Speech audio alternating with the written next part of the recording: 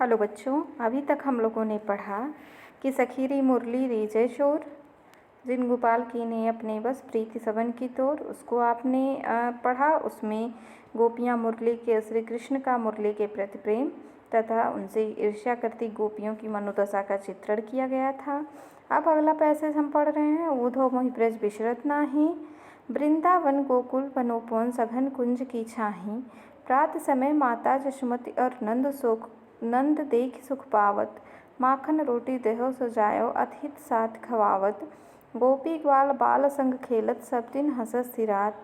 सूरदास धन धन ब्रजवासी जिनसो हित जतात। इसका प्रसंग है, संदर्भ तो आपको बता दिया है, आपको आता ही है।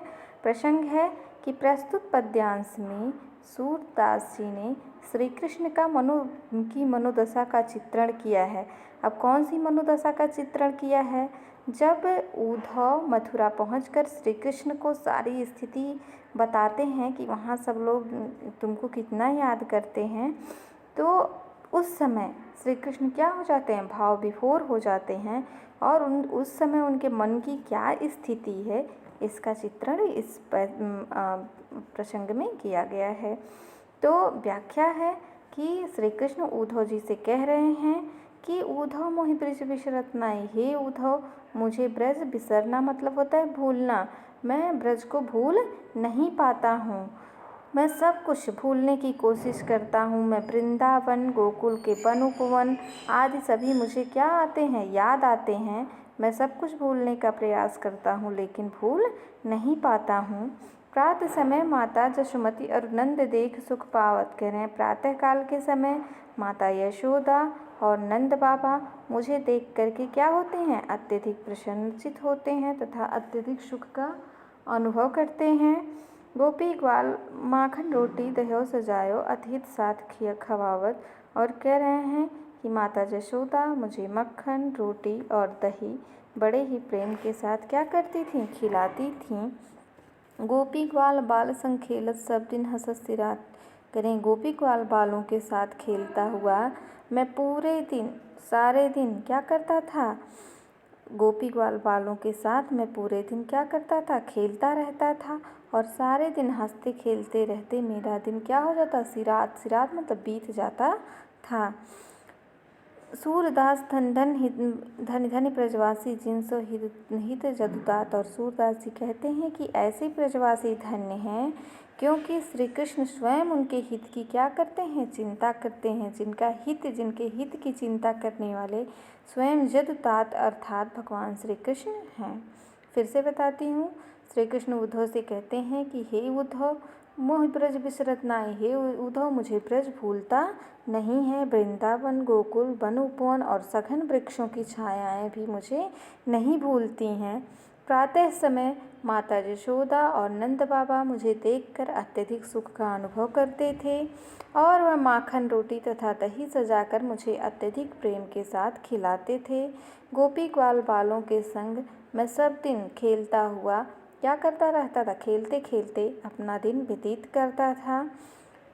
सूरदास जी कहते हैं ऐसे ब्रजवासी धन्य हैं जिनका हित चाहने वाले स्वयं जदुतात अर्थात भगवान श्री कृष्ण हैं।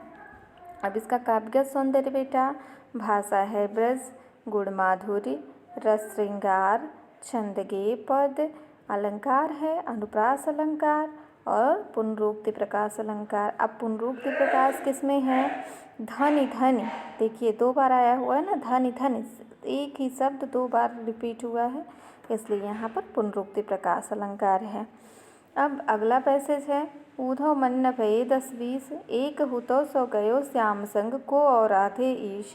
इंद्रिय शिथिल भई केशव बिन ज्यों देहि बिनु शीस। आशा लाग रहित तन श्वासा जीवहि कोटि वरीस। तुम तो सखा श्याम सुंदर के सकल जोग के ईस।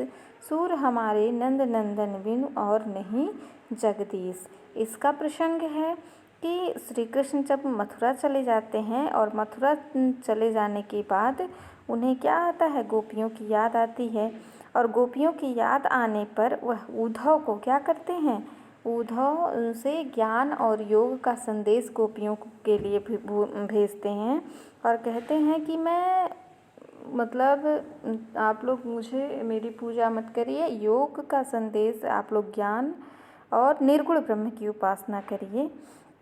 और उनके कहने के बाद गोपियाँ क्या कर देती हैं, गोपियाँ यह कहती हैं कि वह श्री कृष्ण को छोड़ करके अन्य की उपासना नहीं कर सकती। सीधे अर्थों में कि प्रस्तुत पद्यांश में गोपियाँ किसके संदेश को, श्री कृष्ण के द्वारा उद्धव के द्वारा भेजे गए संदेश को स्वीकार करने में स्वयं को असमर्थ बताती हैं और वह कहती हैं कि वह श्री कृष्ण के अलावा और किसी की उपासना नहीं कर सकती हैं। अब आगे व्याख्या देखिए। गोपियाँ उद्धव से कहती हैं कि उद्धव मन न भये 10-20, क्योंकि उद्धव आए और उनसे कहे कि आप लोग योग का निर्गुण ब्रह्म की उपासना करिए, आप लोग श्री कृष्ण को क्या करिए, भूल जाइए।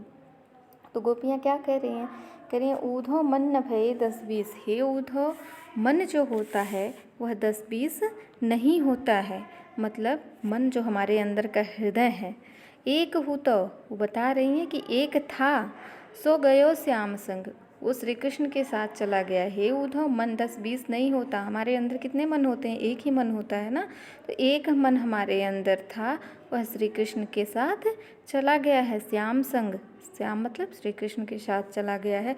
को और आधे ईश, अब हम आपके द्वारा बताए हुए ईश्वर की आराधना किस प्रकार से करें या किस मन से करें। इंद्रिय शिथिल भई के सौ बिन ज्यों देहि बिन शीश। और कह रही हैं जो हमारी इंद्रियां हैं इतनी कमज़ोर और शक्तिहीन हो गई हैं कि जैसे बिना सिर वाला शरीर होता है, बेकार रहता है, शिथिल रहता है, वैसे ही श्री कृष्ण के बिना भी हम क्या हैं, बेकार हैं, शिथिल हैं, अर्थात हम मृतवत हो गई हैं। जैसे कोई मनुष्य मृत्यु के टाइम पे हो जाता है, उसी प्रकार से हम श्री कृष्ण के बिना हो गए हैं। आशा लाग रहत तन श्वासा, श्री कृष्ण के लौटने की आशा में हमारे अंदर क्या चल रही है, तन मतलब शरीर, श्वासा मतलब सांस। कह रही हैं श्री कृष्ण के मिलने की आशा लगी हुई है, इसलिए हमारे शरीर के अंदर क्या चल रही हैं, सांसें चल रही हैं। और ऐसे ही श्री कृष्ण के मिलने की आशा में हम जीवन मतलब जिएंगे कोटि बरिस मतलब करोड़ों वर्ष। ऐसे ही श्री कृष्ण के मिलने की आशा में हम करोड़ों वर्ष तक जीवित रह सकते हैं। फिर कह रही हैं कि गोपियाँ उद्धव से कहती हैं तुम तो सखा श्याम सुंदर के, कि हे उद्धव, आप किसके मित्र हैं, श्याम सुंदर के श्री कृष्ण के मित्र हैं तथा समस्त योगों के क्या हैं, स्वामी हैं, सकल जोग के ईश तथा समस्त योगों के स्वामी हैं। सूर हमारे नंद नंदन बिन और नहीं जगदीश। सूरदास जी कहते हैं कि हमारे नंद नंदन, अर्थात नंद मतलब नंद बाबा, नंदन मतलब पुत्र, नंद के पुत्र भगवान श्री कृष्ण के बिना अलावा और कोई हमारा ईश्वर नहीं है। फिर से देखिए, गोपियाँ उद्धव से कहती हैं कि हे उद्धव, हमारे पास 10-20 मन नहीं है, एक था जो श्री कृष्ण के साथ चला गया। अब हम आपके द्वारा बताए हुए निर्गुण ब्रह्म की पूजा या उपासना किस मन से करें। जिस प्रकार से क्या हो जाती हैं, बिना सिर वाले शरीर में इंद्रियां शिथिल हो जाती हैं, उसी प्रकार से श्री कृष्ण के बिना हमारी सारी इंद्रियां शिथिल हो गई हैं, अर्थात निष्क्रिय यौम क्या हो गई हैं, निर्बल हो गई हैं। फिर आशा लाग रहत तन श्वासा जीवन कोटि बरिस, हमारे अंदर श्री कृष्ण के आने की आशा लगी हुई है, इसलिए हमारे अंदर सांसें चल रही हैं और ऐसे हम करोड़ों वर्ष तक जीवित रह सकते हैं। फिर गोपियाँ उद्धव से कहती हैं तुम तो सखा श्याम सुंदर के, हे उद्धव, आप श्री कृष्ण के श्याम सुंदर अर्थात श्री कृष्ण के मित्र हैं और समस्त योगों के क्या हैं, स्वामी हैं। लेकिन हे उद्धव, हमारे नंद नंदन अर्थात भगवान श्री कृष्ण के बिना और हमारा कोई ईश्वर नहीं है, हमारा कोई आराध्य नहीं है। इसका काव्यगत सौंदर्य बेटा, इसका काव्यगत सौंदर्य है कि भाषा है ब्रज वही, गुण माधुर्य रस श्रृंगार, छंद गे पद, बस अलंकार जो है, अलंकार है अनुप्रास अलंकार, उपमा अलंकार और श्लेष अलंकार। यहाँ पर 3 अलंकार हैं। पिछले वाले ऊपर वाले में था अनुप्रास अलंकार और पुनरुक्ति प्रकाश अलंकार, नीचे वाले में है अनुप्रास अलंकार, उपमा अलंकार और श्लेष अलंकार। धन्यवाद बच्चों। अगर वीडियो आपके समझ में आ रहा हो तो लाइक, शेयर और सब्सक्राइब भी कर दीजिए। धन्यवाद।